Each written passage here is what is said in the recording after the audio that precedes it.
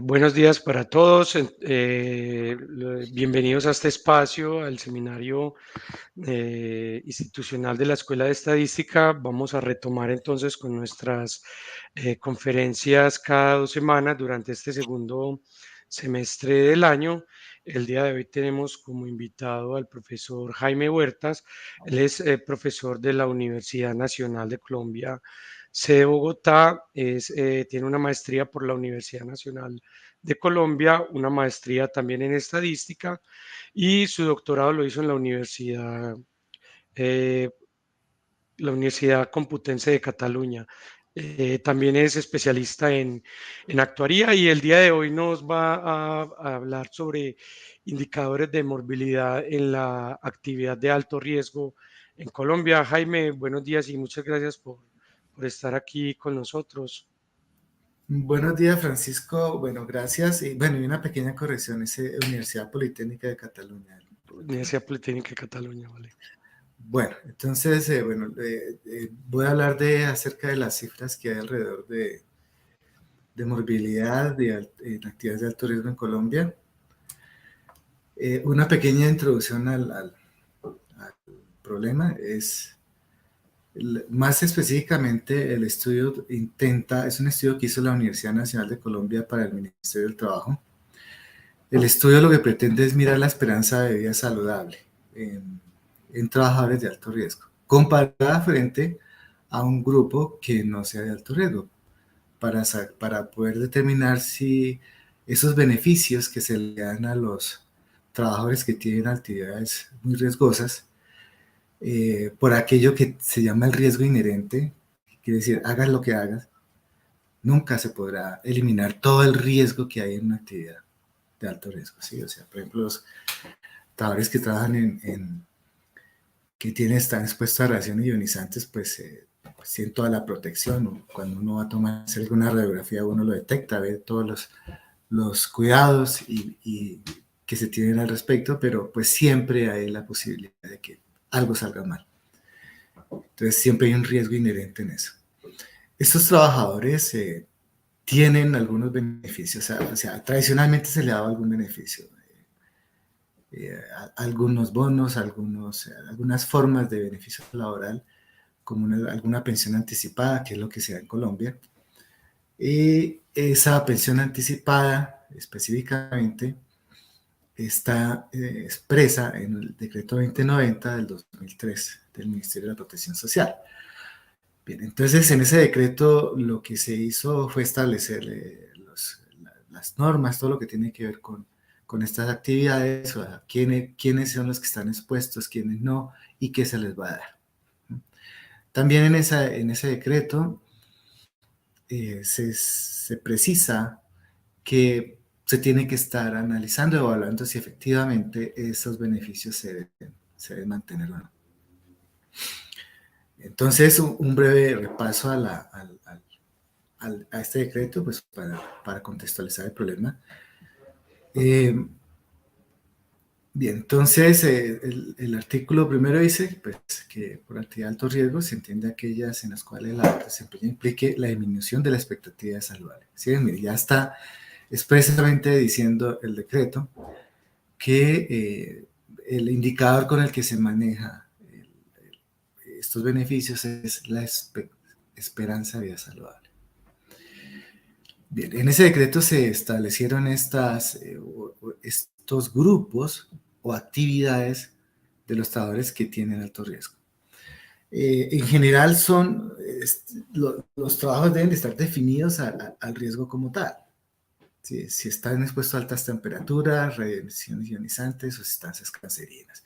Esos son los tres, pues los más comunes que a nivel mundial se tienen, ¿no? Aunque hay más, pero pues estos son los más importantes.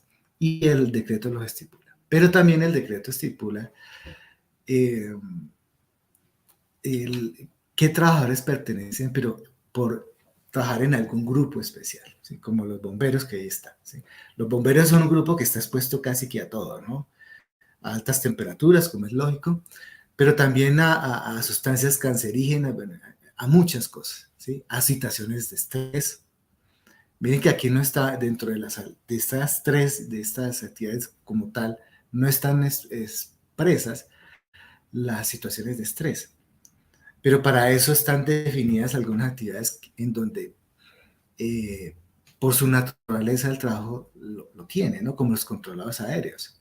Ellos están allá en una cabina aislado de todo y lo que más están sometidos es a situaciones de estrés. Bien, entonces también tenemos mineros de socavón, o sea, no la minería, por ejemplo, la que hace grandes compañías como Ladrum o Cerrejón, que son minerías a cielo abierto. No es minería en socavón, la que está expresa en el decreto 2090. Y los trabajadores del IMPEC, pero los trabajadores que tienen al cargo los cuidados, la vigilancia de los presos, ¿no? De las personas detenidas.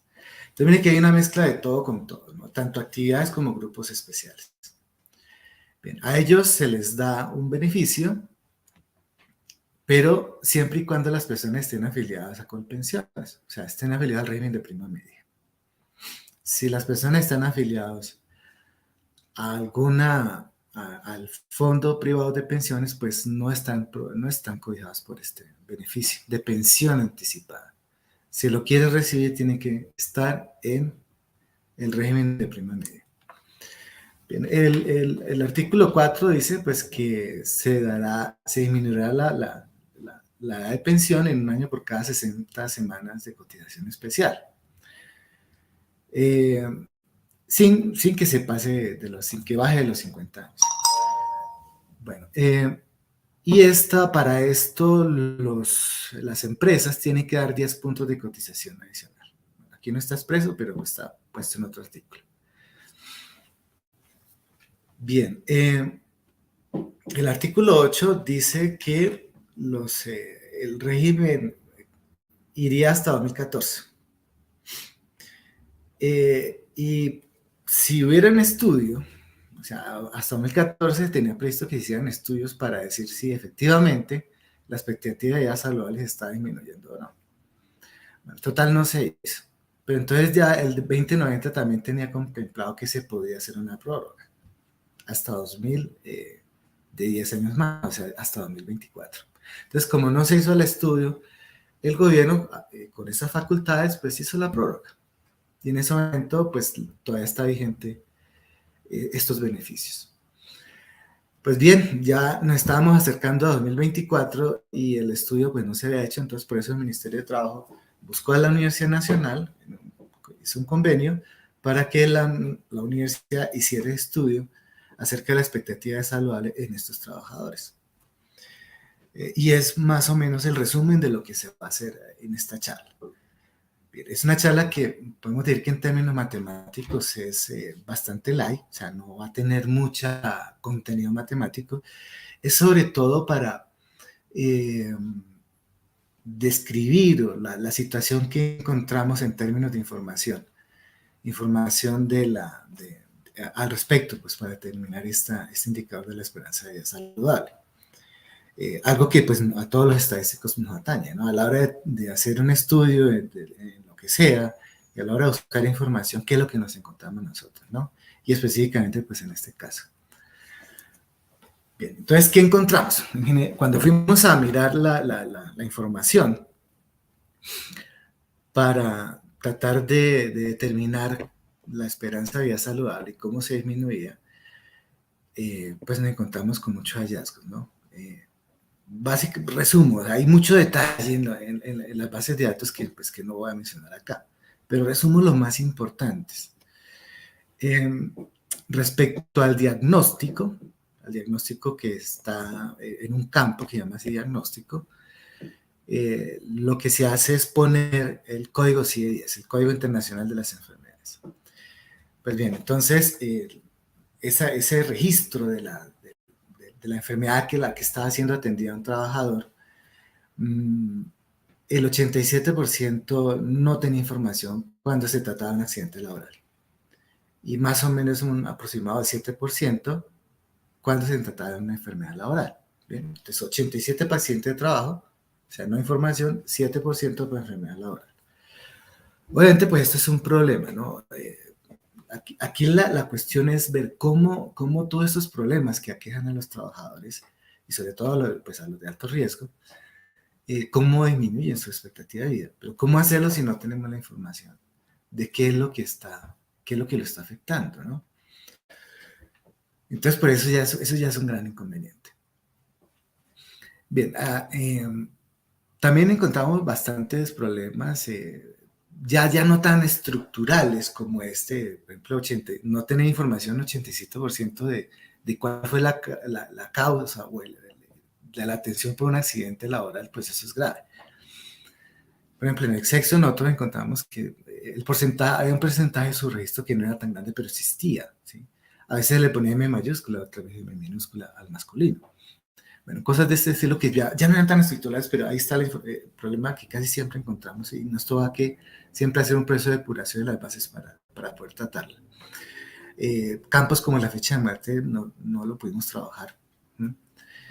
El código CIE-10, del que estoy diciendo que hace falta información, cuando lo encontramos, como es un código alfanumérico, entonces a veces si el campo tiene una M, entonces a veces parecía con M mayúscula o con M minúscula. Bueno, habían distintas combinaciones que a la hora de tratar ese campo diagnóstico, tocaba que hacer muchas tratamientos a la información para poder cuadrarlo y poderlo trabajar. Bien. También tuvimos otra cosa que es el subregistro de información por diversas cosas. O sea, que el subregistro, o sea, no encontramos que la enfermedad laboral como tal, por ejemplo, como cáncer, era prácticamente inexistente, ¿sí? O sea, tenemos muchos trabajadores que están expuestos a sustancias cancerígenas que nunca les da cáncer. Entonces, la cuestión es si realmente el problema no existe o es que se está yendo por otra parte, o sea, o no se está registrando. Sobre esto hay muchas hipótesis, hay varias hipótesis. Una de las cosas que planteaba Fasecolda como unas alternativas es, mire, en Colombia existe una rotación laboral muy grande. Un trabajador puede estar 4 años en una parte, digamos, de agricultura, recogiendo café, por ejemplo, en el eje cafetero, y después puede pasar a trabajar a otra empresa industrial. Entonces hay mucha rotación, y es más o menos un periodo de 4 años, lo que más o menos una percepción general. Bueno, sin ser un estudio que diga que exactamente queda así. Entonces, si existe tal rotación, entonces ese tipo de enfermedades que se pueden lograr por exposiciones prolongadas a un determinado riesgo, pues no se va a gestar. Entonces, esa puede ser una de las causas. Pero otra de las causas del por qué no se encuentran estas enfermedades en la base de datos, pues es porque probablemente se esté yendo por riesgo común. O sea, el trabajador tiene la enfermedad, pero no llega a la administradora de riesgos laborales, sino que llega a la EPS, a que lo trate. Entonces, se está yendo por allá. En algunas instancias donde nosotros estamos exponiendo esto, y sobre todo con las altas esferas del ministerio, planteando esto, la viceministra hizo, pues, no de este gobierno, sino del anterior, nos hizo una observación siendo, mire, eso que para lo que ustedes es una hipótesis, para nosotros es un hecho. Nosotros sabemos y efectivamente tenemos estudios que dicen que muchas de esos registros de esas enfermedades están yendo por riesgo común. Pues nosotros lo manejamos como un supuesto, pues porque no tenemos las pruebas y en ese sentido, pues tenemos que manifestarlo de esa manera. El ministerio quedó enviando los estudios, pero nunca nos llegó. Entonces, por eso sigue siendo un supuesto y por eso aquí en esta diapositiva ponemos ahí que se presume, porque no encontramos evidencia de eso. La mayoría de las personas pues cree que es así, pero pues hasta tanto no se haga un estudio concreto, no se puede determinar. Entonces miren, bueno, ahora otra situación en donde también a veces se mencionaba, y pues tampoco es un estudio que lo soporte, pero sí una percepción de las personas que están en este trabajo del análisis de los riesgos laborales, es que habían algunas situaciones en donde las personas a veces por no declarar la enfermedad, por poner en riesgo su trabajo, pues no la mencionaba o se iba por riesgo común. Eso pues también es un supuesto, eso no se puede sustentar ni aseverar, pero son distintas las cosas o hipótesis que se pueden poner al respecto del por qué esos problemas de salud no se están presentando en la base de datos. Entonces, pues miren que son distintas causas. Uno es el registro, el mal registro como tal cuando la persona llega y hace el ingreso de la información. Otra, el por qué no está llegando la información allá.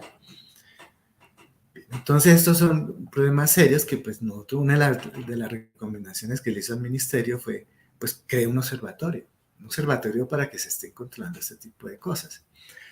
Y para cómo es posible que pues se están presentando este subregistro y siga pasando y siga pasando.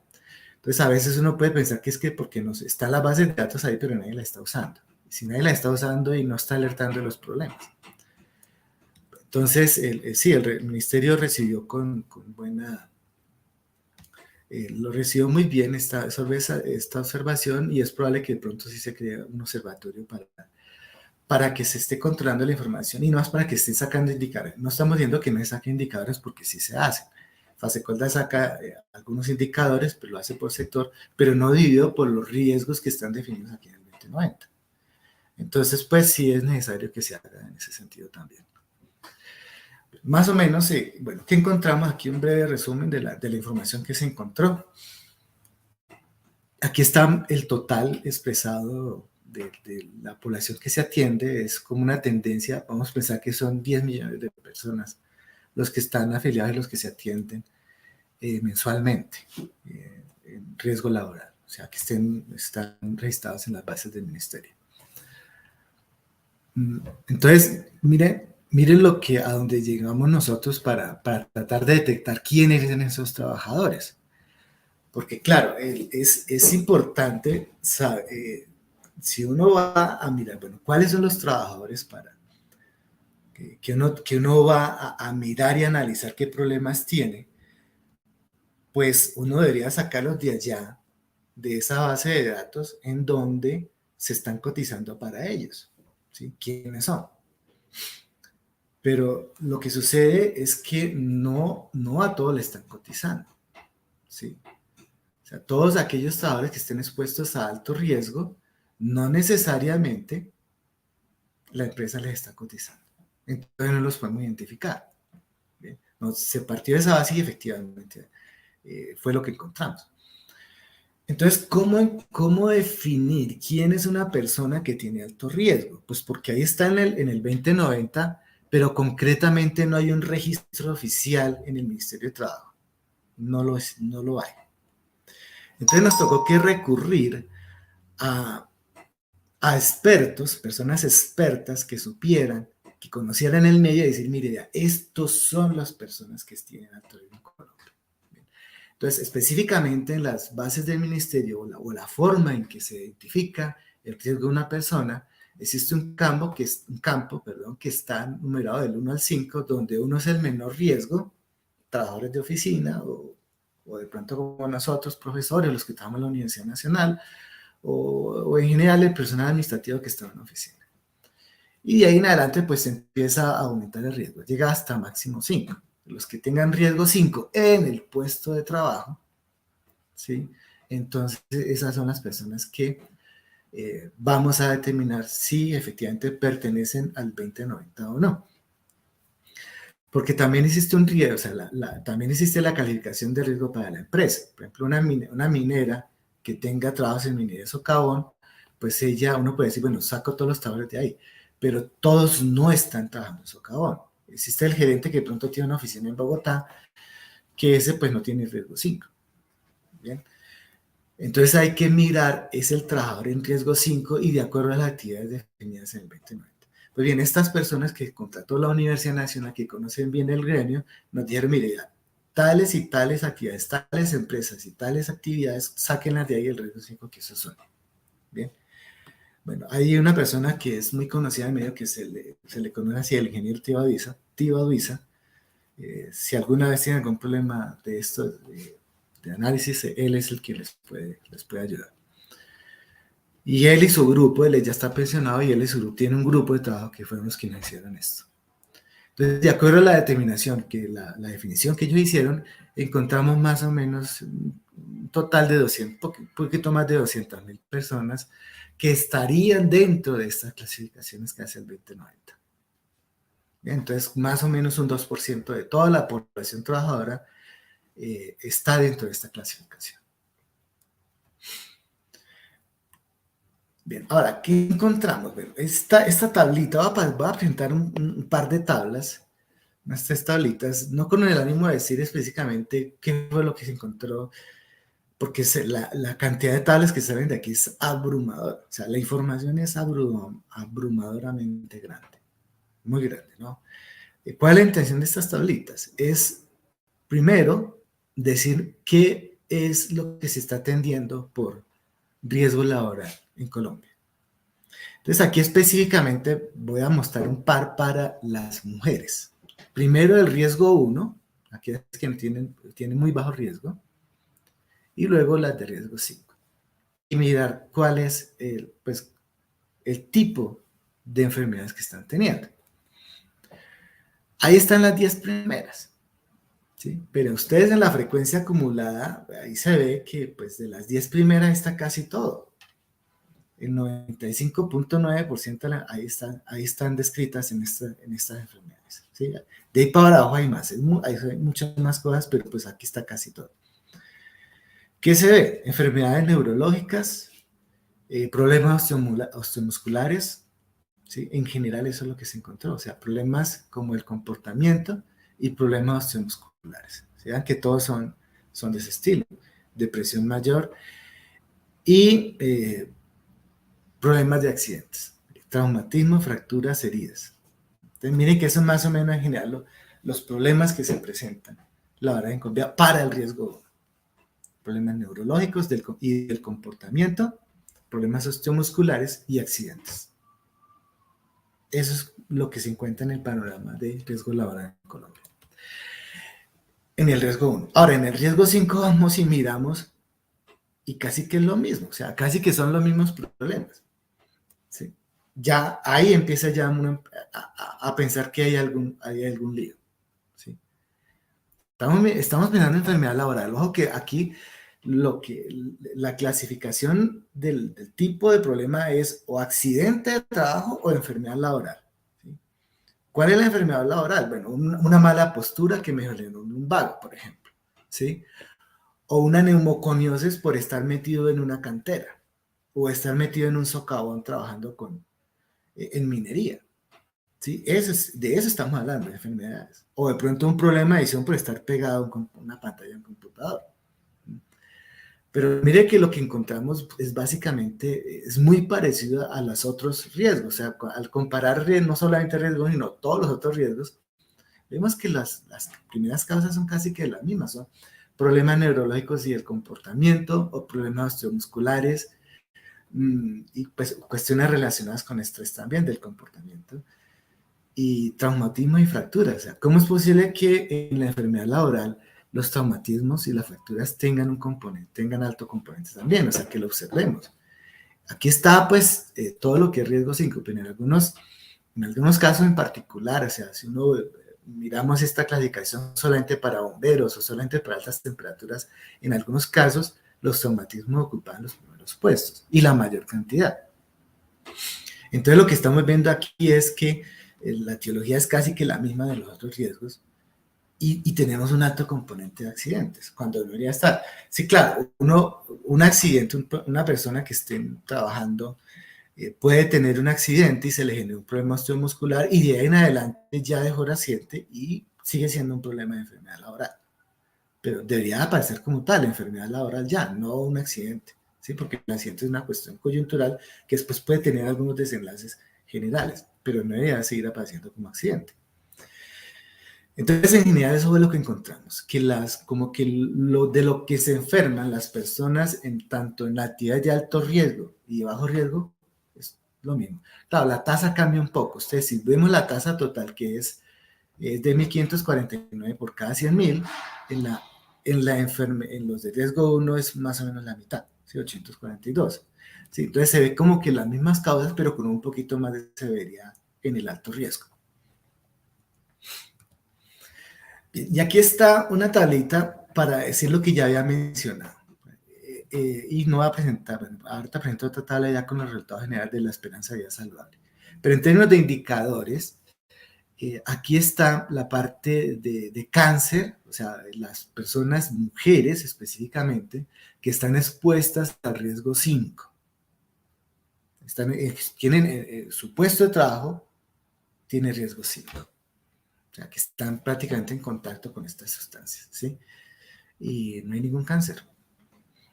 Y en general, todas, revisan, aquí está la información de 2009, de 2019, pero echándonos hacia atrás, fueron los cánceres se contaban, y en todas las poblaciones las contamos con los dedos de la mano. O sea, prácticamente que no hay enfermedad. No hay enfermedad de cáncer. O sea, no lo encontramos. O sea, encontramos cáncer en otras actividades, pero en las actividades de alto riesgo no. Bueno, aquí al respecto, pues cabe notar que nosotros hablamos con muchas personas. Una entrevista con la que hicimos el doctor Conde, una persona que pertenece al comité de riesgo allá en el Ministerio de Trabajo, que pues en representación de los trabajadores, la persona que tal vez más sabe de esto en Colombia. Y la información que él maneja o los criterios que él tiene, los ha ido exponiendo en todas partes y internacionalmente. Y esto pues ya es una información más de tipo pues anecdótico, que cuando se presentan estas cifras en el mundo pues causa asombro, ¿no? Porque en general hay una cifra que es muy diciente, que más o menos en el mundo, en promedio general del mundo, hay 60 muertes de enfermedad laboral por una sola accidental en el mundo. Claro, en Europa esa cifra es mucho mayor, ¿no? Porque ellos llevan un registro mucho más grande y todos delimitan bien qué es enfermedad laboral y qué no. Entonces allá las muertes por enfermedad laboral son mucho más grandes que las accidentales, mucho por encima de ese promedio de 60. En Colombia más o menos son, lo que encontramos, lo que tienes que son 125 accidentales por una sola laboral. O sea, todo al revés de lo que sucede en el mundo. Entonces, pues esto es mirado con asombro, pues porque prácticamente la enfermedad laboral en Colombia de este tipo, o sea, las que se obtienen por una exposición prolongada a un tipo de riesgo, pues como es el asbesto, que es el caso más conocido, el cual ya está bien determinado y definido, pues en Colombia es prácticamente inexistente. Y en algunos casos, pues genera hasta pues, comentarios irónicos de que pues, el mundo debería adoptar el sistema colombiano, pues porque acá no existe la enfermedad laboral. O sea, entonces, es algo en que nos llevó a tomar la conclusión de que efectivamente no existe o la información no está registrada. Entonces, claro, no podemos sacarla, o sea, de las bases de datos no se puede deducir. Ahora, uno también podría sentarse a decir, bueno, voy a tratar de sacarlas de los registros que tengan las EPS. Pero entonces ahí, ¿cómo se hace? ¿Cómo determinar que si efectivamente la persona tiene un cáncer porque anteriormente estuvo expuesto a un riesgo laboral si esa trazabilidad no se tiene? Esa trazabilidad no existe. De hecho, alguna vez también en la universidad le hicimos un estudio al Cerrejón, que es una empresa muy grande que tiene unos registros de información pues muy buenos de sus trabajadores, y esa trazabilidad, cuando le preguntamos, podemos coger a cada trabajador y saber qué puestos ha ocupado a lo largo de la empresa, y no supieron decirlo. Sí, ellos dicen, sí, claro, si usted habla con no sé quiéncito, que es el que tiene la información, la verdad que él le puede decir cada persona más o menos dónde está, pero pues no es una cosa que esté registrada en base de datos. Entonces ya para más empresas que son mucho más informales en este sentido, pues es difícil saber una persona dónde ha estado, históricamente cuál ha sido su historia laboral, dónde ha estado, a qué ha estado expuesto. Entonces, si yo no tengo esa información, pues yo puedo tener la lista de todos o la cantidad de todas las personas que tienen cáncer en Colombia, pero de ahí no puedo deducir nada. De ahí no puedo decir, mire, esto es debido a que esta persona estuvo expuesta en tales situaciones, en tal cantera o en tal riesgo. Entonces no se puede tener esa información. Entonces, bueno, antes de la decisión de por qué optó la universidad, Aquí hay otro resultado general que pues también la información es abrumadoramente grande. Yo solamente quiero señalar aquí es que algo importante para que las entidades encargadas de tomar las decisiones, pues mira a ver qué hacen, ¿no? Porque en general lo que vemos es que para mujeres, en estos grupos definidos como el INPET, bomberos y controladores, las tasas que encontramos de las principales enfermedades eran mucho más grandes que las otras, ¿sí? Que del riesgo como tal, o sea, de estar expuesto a radiación ionizante, ¿sí? O a sustancias cancerígenas, o sea, en general estos grupos te dan tasas más altas, ¿sí? En general en el mundo, los análisis por esto se hacen es a través de la exposición como tal y no a la pertenencia a un grupo, como lo tenemos acá, ¿sí? Eh, bueno, entonces es como un hallazgo para el cual, pues, vamos a ver si le hacemos algún modelo acá ya estadístico para, pues, determinar, pues, más o menos como el- el- la magnitud de la incidencia en estos casos de esta enfermedad sobre estas personas. Bueno, entonces, ¿qué conclusión tenemos? O sea, no tenemos, o sea, las bases de datos del ministerio respecto al registro de la información empieza a estar más o menos completa, o sea, como tal la estructura, desde 2009 para acá. Entonces ya eso es un problema, porque la enfermedad laboral de este tipo como cáncer o problemas por estar expuesto o pulmonares por estar expuesto a cuestiones de la sílice, pues son cosas que se detectan con alta exposición, o sea, no se dan con solamente 1 o 2 años, pues se empiezan a observar después de 10, 20, 30, 40 años. Entonces ya esa información histórica no la tenemos. ¿Mm? Además del problema de su registro, que estamos diciendo que hay, o sea, si en todas las personas que están trabajando con sustancias cancerígenas no hay cáncer, ¿Mm? Entonces, ¿qué vamos a hacer? O sea, ¿qué hacemos ahí? O sea, no tenemos información. Y lo que empezamos a buscar y a mirar es otra cosa que no he mencionado, es que la Nacional también contactó o trabajó con un grupo de la Javeriana, que es el que ha hecho el estudio de lo que es carga, estos estudios de carga de enfermedad en el país. Pues para seguir como en metodologías similares y que los estudios no se desfasen de eso que ellos han hecho.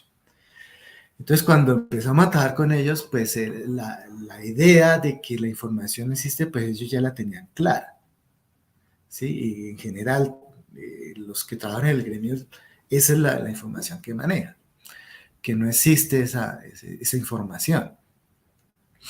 Y que es una situación que en el mundo también existe.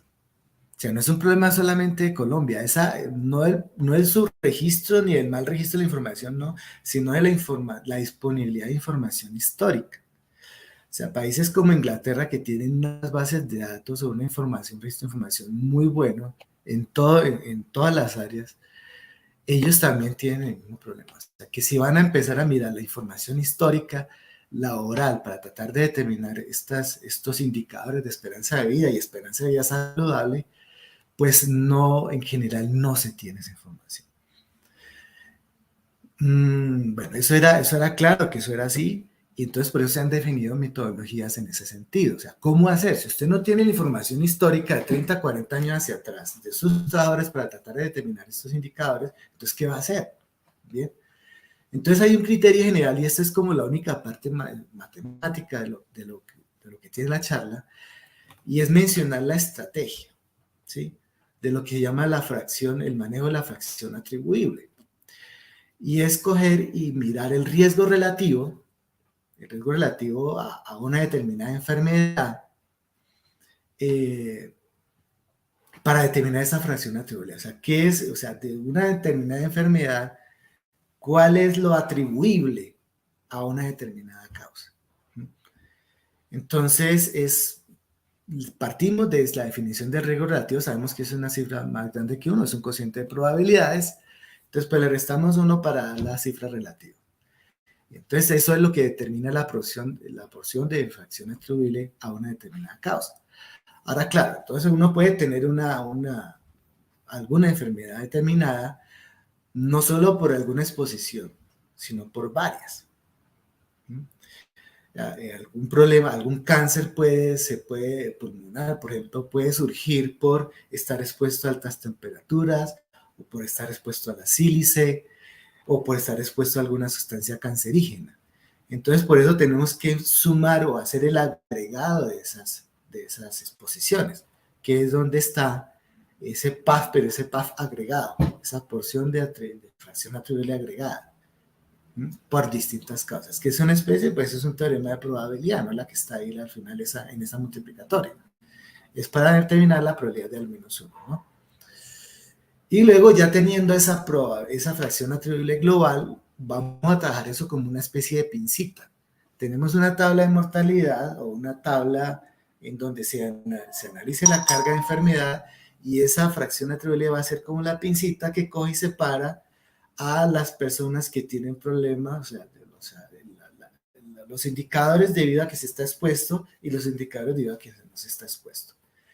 Bien, entonces por eso se multiplica, y por esa L mayúscula X, que pues los que conocen la tabla de mortalidad saben que es el total de años vividos entre X y X más 1, y si dividimos por el total de expuestos, pues me da la esperanza de vida, ¿no? Entonces, eso a grosso modo es la metodología, y eso es lo que más o menos se tenía, lo que se maneja en el medio, pero pues había que constatar que efectivamente se seguía haciendo de esta manera. Y miren que es un artículo muy antiguo, del 71, y lo que miramos y empezamos a revisar y leer muchos artículos, y efectivamente todos seguían mirando el mismo principio general. O sea, en general el concepto matemático pues es muy sencillo, ¿sí? Para solucionar un problema tan grande, ¿sí? Si usted mira el artículo de Sullivan del 71, es muy sencillo y es muy didáctico, y él hace un ejemplito ahí y pone cómo hacer la separación a tabla. Y se sigue trabajando de esa manera. En general, o sea, no es una cosa sola entre Colombia. Nosotros lo que hicimos fue adoptar lo que se está haciendo en general en todo el mundo. Esa es más o menos la metodología. Entonces la pregunta es, listo, ¿de dónde sacamos esos riesgos relativos? Entonces, también cuando estábamos en esto, al inicio dijimos, pues saquémoslos de la información. Si yo tengo riesgo relativo de cáncer o de silicosis, de todos estos problemas que son debidos a exposiciones prolongadas por aumento de riesgo, pues saquemos los riesgos relativos de nuestra información. Así no tengamos la información histórica para determinar la esperanza de vida, saquemos los riesgos relativos de nuestra información. Pero sucedió lo que acabo de informar, que esos problemas de enfermedad laboral son prácticamente inexistentes en Colombia, ¿sí? Entonces, pues, no, pues en reunión con expertos dijimos, no, eso no es que no existan, sino que simplemente que el registro no está, ¿ya? Entonces, pues, bueno, listo. Entonces, si no podemos tomar los riesgos relativos de nuestra información, ¿qué nos toca hacer? Salir a buscarlos en estudios internacionales. Bien. Entonces, para buscar eso, pues hay una red, pues, que nosotros sabemos que llama el Grupo Cochrane, que es la que está destinada para hacer estas pesquisas o análisis de información de tipo de salud, y pues son expertos alrededor. En Colombia, el Grupo Cochrane está aquí en la Nacional, en el grupo de instituciones de investigaciones clínicas de la Nacional tiene el grupo, pero no trabajamos con ellos, porque ellos solucionar una sola pregunta puede costar 40 millones de pesos, ¿sí? Decir, mire, hacer la búsqueda en las bases bibliográficas, decirle, mire, aquí está el problema que usted me preguntó, aquí está la información que usted necesita. Entonces trabajamos con gente que ya había trabajado con Cochrane. Pues en general esa búsqueda de información para determinar concretamente y decir, mire, efectivamente el riesgo relativo de este problema es tal, ¿sí? Puede tardar muchos años, si se hace, pero con toda la norma que se establecía por el Grupo Cochrane. Entonces, como es un problema tan grande, había que solucionarlo porque el estudio solamente contemplaba 6 meses. Entonces, en ese tiempo fue que se hizo el análisis. Entonces, fue un trabajo muy, muy grande que hicieron estas personas, y sacaron todos esos riesgos relativos de estudios del exterior. Entonces, claro, aquí ya viene el primer problema.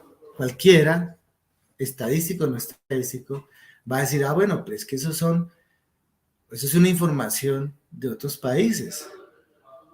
Entonces, y es una controversia que nosotros tuvimos al interior del grupo, pero la conclusión a la que llegamos es que no, es lo que hay, no hay más.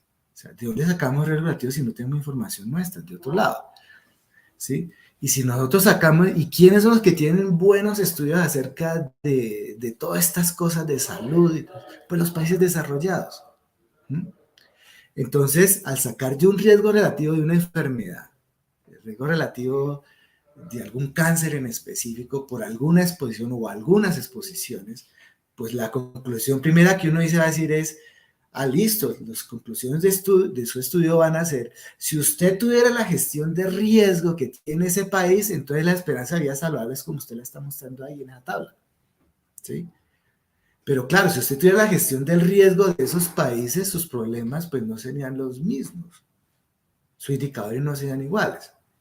Pero pues fue como la mejor aproximación que puede hacer ante la ausencia de información que tenemos. ¿Bien? Es lo que hay.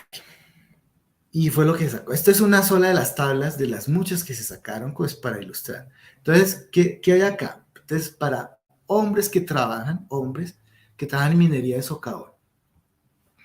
Por ejemplo, los de 15 a 19 años. Dice esperanza de vida con discapacidad, 11.9 años. Y esperanza de vida saludable o sin discapacidad, 47.4. Para un total de esperanza de vida de 59 años. ¿Sí? Entonces, hombres en ese grupo de edad esperamos que tengan una esperanza de vida de 59, pero casi un aproximado de 12 con discapacidad, con problemas de salud.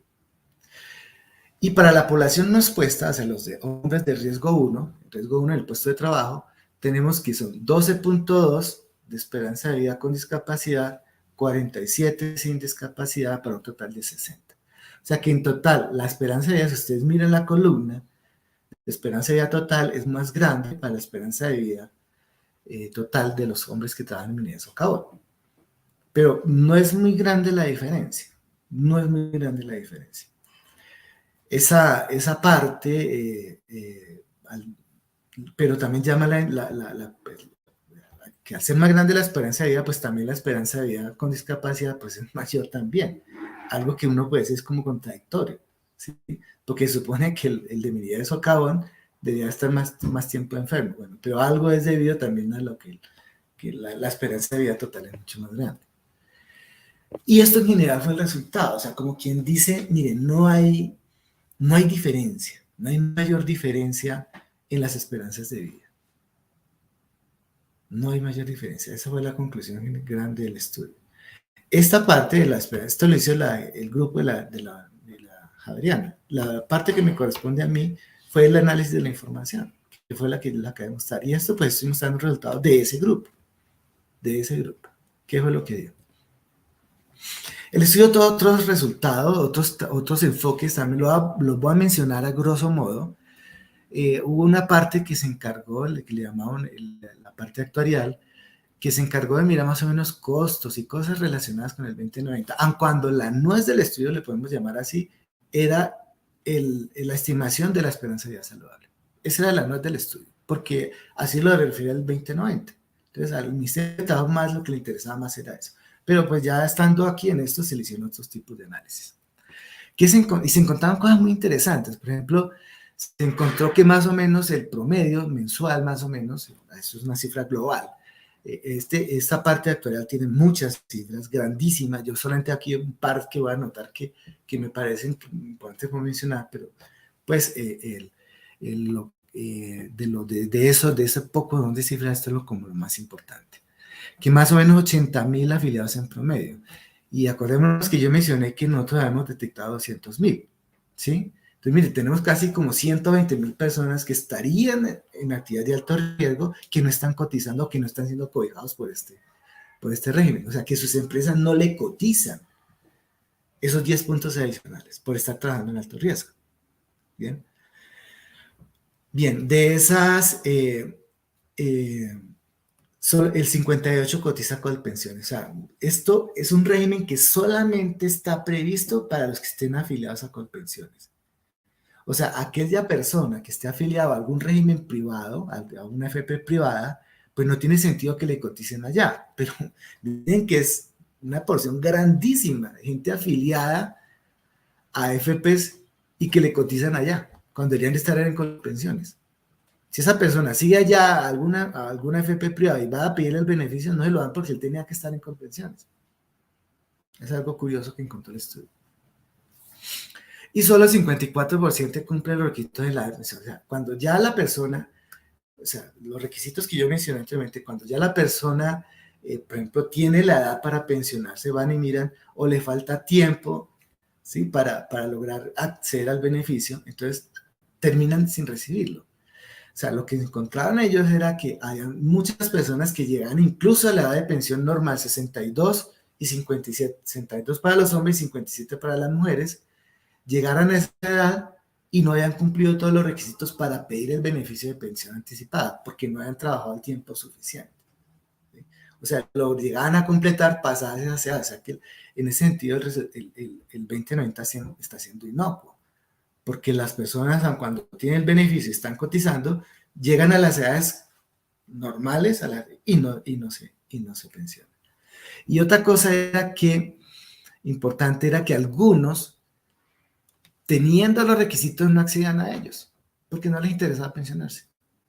Ya, y eso es una cosa que está viendo ya en Colombia, ¿no? Que muchas personas, por el hecho de que su pensión se reduce, ya no va a recibir todas las primas que está recibiendo dentro de su trabajo, y además porque él no va a recibir la totalidad 100% de lo que ganaba en sus últimos años, sino que va a recibir un porcentaje. Entonces no se pensionan, porque de pronto tienen algunas obligaciones, no de pronto con sus hijos, no, pero con sus nietos.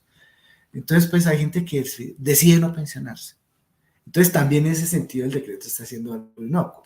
Entonces, trabajadores que llegan a la edad normales y no han reunido los requisitos para poder acceder a los beneficios del 2090, y otros que teniéndolo no lo solicitan.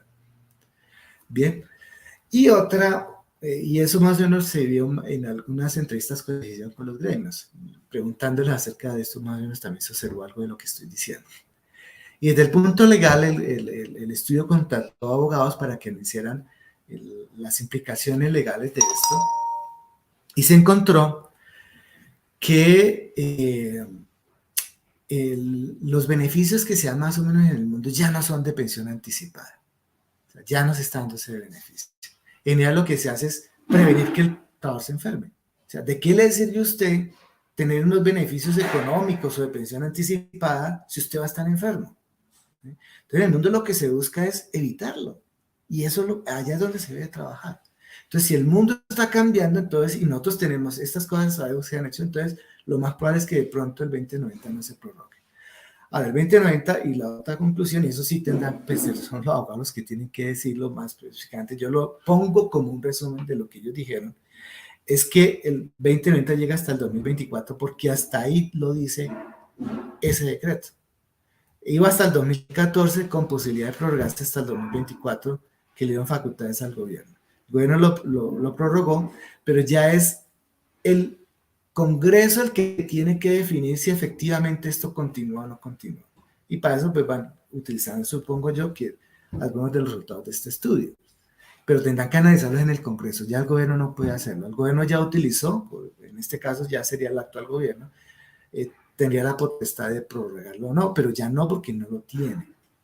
Entonces llega hasta el 2024. Entonces los que sí ya están afiliados allá con ese beneficio, ellos quedan ahí haciendo gozando este beneficio, pero no pueden afiliar nuevos. O sea, si alguien después del 2024 llega a trabajar una mina de socavón y dice yo quiero que me metan acá para pensionarme anticipadamente y cotizar los 10 puntos adicionales y recibirlo después en el futuro, ya no. Bueno, estos resultados, esto que estoy yo mencionando, esto oficial no se ha hecho totalmente. La Universidad Nacional, a través del CID, que fue el que hizo el estudio, el CID, el CID de la Nacional, de la sede de Bogotá, va a hacer una exposición el 13 de octubre de los resultados generales. Pero yo estaré ahí solamente en la parte de lo que es la parte de lo que yo encontré en las bases de datos, que esas fue lo que me encomendaron a mí. Las otras cosas del cálculo de las actuariales, las entrevistas con gremios, la cuestión legal e inclusive el estudio ya con los valores de la esperanza de vida saludable que le hizo la gente de la Javeriana, pues cada grupo expondrá esos resultados el 13 de octubre, un jueves 13 de octubre a las 5. Entonces, si alguien está interesado, en la nacional esa exposición. Entonces, bueno, entonces esto, como les mencioné, es algo que nos atañe en cuanto a la información o las bases de datos que nosotros tenemos en nuestro país. O sea, nosotros somos un país que tiene muchas falencias de información. O sea, por ejemplo, nosotros no tenemos un buen sistema de empadronamiento. Cuando uno va a otro país que de pronto va a quedarse allá algún tiempo, pero yo lo experimenté como estudiante, lo primero que le piden a uno es, bueno, vaya y registre donde se esté viendo, vaya y regístrese allá en esa parte de las oficinas que hacen este tipo de cosas. Y diga usted dónde está viviendo y el Estado lo identifica. Y eso no es para controlarlo, eso es para saber ellos qué tienen o qué cuentan, ¿sí? Para saber, el Estado necesita saber cuántos estudiantes tiene para saber cuánto dinero destinar para allá. Necesita saber cuántos votantes hay para que no le voten los muertos, ¿sí? Y en este caso nosotros necesitamos saber quiénes son los que están informando para saber qué políticas se toman. Pero lo que vemos es, y esto que nosotros tenemos acá, pues es una situación que observamos en muchas otras partes del país, ¿sí? No solamente en esto. Esto que estamos presentando acá, la información de enfermedad laboral, no es un caso aislado del Colombia, del país. Es una cosa que observamos, es nuestra cotidianidad. Cada vez que nosotros vamos a adelantar un estudio que necesitamos información del área que sea, nos vamos a encontrar con problemas similares a los que yo mencioné ahora. Bueno, eso era lo que quería transmitirles. No sé si, Francisco, no sé si hay dudas. Jaime, muchas gracias por la exposición, muy, muy interesante. No, nos han saludado varias personas. Alfonso Sánchez está en sintonía, Carlos Hernández, Escuela MSC 7. Bueno, hemos tenido muy buena conectividad. Hay más de 20 personas conectadas en este momento. Al parecer no hay preguntas, pero yo sí tengo un par de dudas. Mira, por aquí hay una pregunta, Jaime. No sé si la alcanzas a visualizar. Eh, No, ¿qué Dice, dice? muchas gracias por la interesante charla. ¿Por qué los fondos privados no cotizan este tipo de riesgos laborales?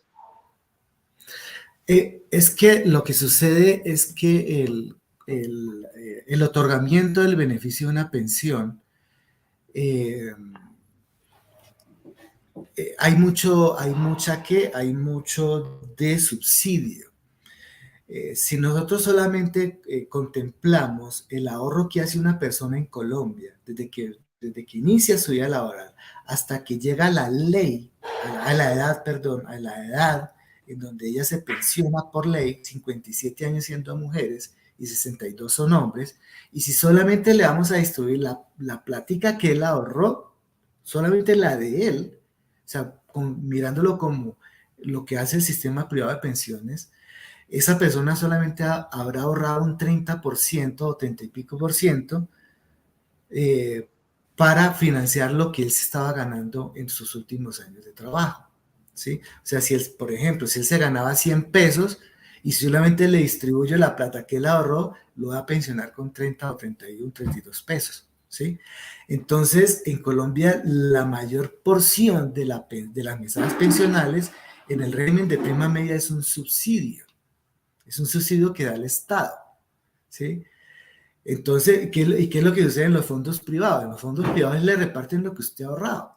Entonces, por eso es que eso es lo que se ha generado la polémica alrededor de las pensiones en Colombia. Si usted saca un fondo privado y tiene un salario alto, 10 millones, 15 millones, cuando llegue a pensionarse en las edades de pensión que tiene establecidas, bien, ya como todo el mundo me va a pensionar, soy hombre a los 62 años, pues se va a dar cuenta que la pensión que le van a dar no está ni cerquita de lo que usted se ganaba.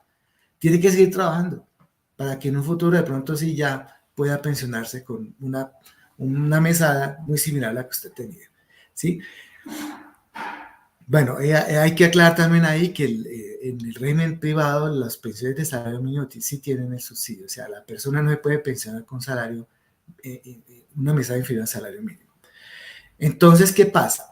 Si lo que tenemos es que gran parte de la pensión es un subsidio, entonces, ¿cómo hacer? Va a ser mucho más gravoso si yo lo estoy pensionando anticipadamente. O sea, el subsidio se va a hacer mucho más grande.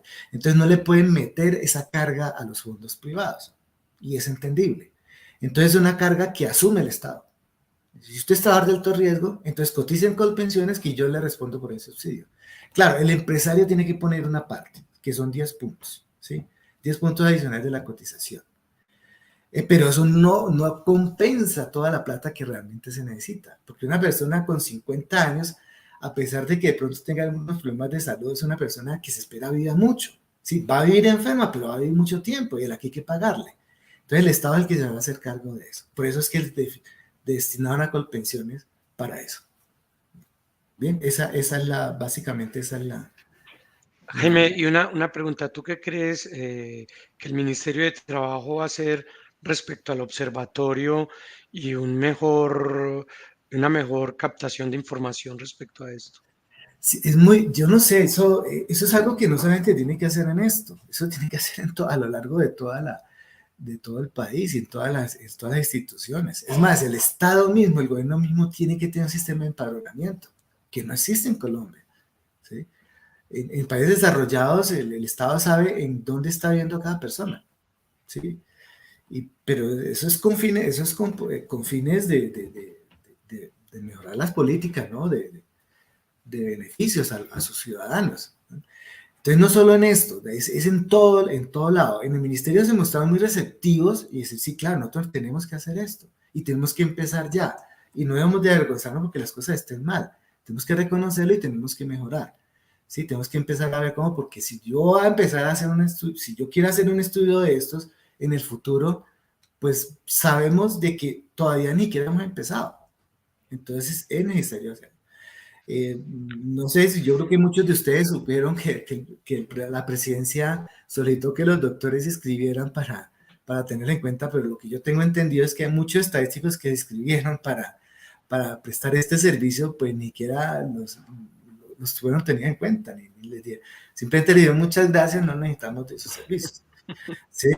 Sí, Y yo creo que el Estado necesita mucho de los estadísticos para solucionar este problema. Mire que no estamos hablando de grandes cosas matemáticas, ¿sí? Mire, yo la matemática que menté aquí es muy sencilla, ¿sí? Estamos hablando del manejo de información. Tenemos que empezar a tener ya manejos adecuados de la información. Yo esperaría que esto lo tiene que hacer el Estado. Que lo vaya a hacer no lo tengo claro. Es probable que sí, porque el ministerio se mostró muy receptivo y son conscientes de que hay un problema. Pero eso, al respecto de eso también hay mucho de política y también hay mucho de cuestiones de dinero, ¿no? Pues porque las EPS aparentemente están asumiendo todos estos problemas, ¿sí? Están asumiendo toda esta carga de atender estas enfermedades cuando deberían estarlas atendiendo son las ARLs. Entonces miren que también hay un problema de dinero ahí. Entonces no sabemos, ojalá se haga, pues porque el país no puede seguir con ya, esto de mala sí, información.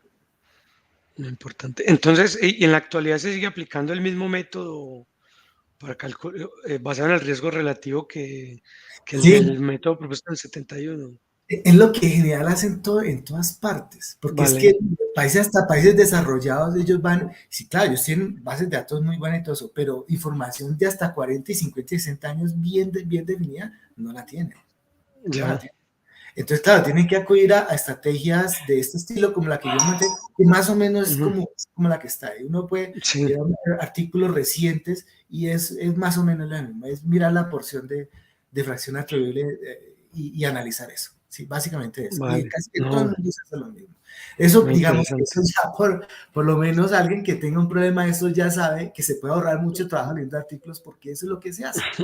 Ok, Nosotros ya lo teníamos claro, pero nos tocó que también leer muchos artículos, muchísimo. perfecto. Leer y verificar que efectivamente eso era lo que se seguía haciendo.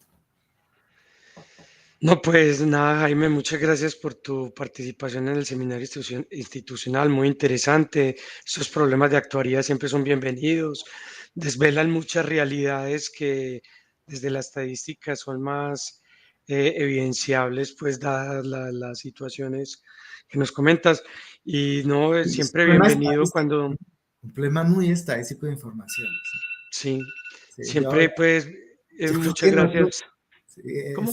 esto, Francisco, yo creo que muchos hemos tenido problemas cuando vamos a hacer algún artículo ya de otra cosa y vamos a sacar información y nos toca que buscar información de otro país, porque aquí no Ya, tenemos. qué fuerte. Entonces, sí, sí, sí, sí. Pero bueno.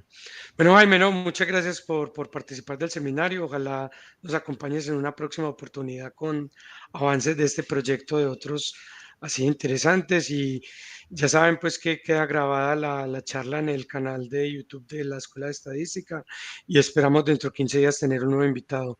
Muchísimas gracias y hasta la próxima. Bueno, gracias. Hasta luego.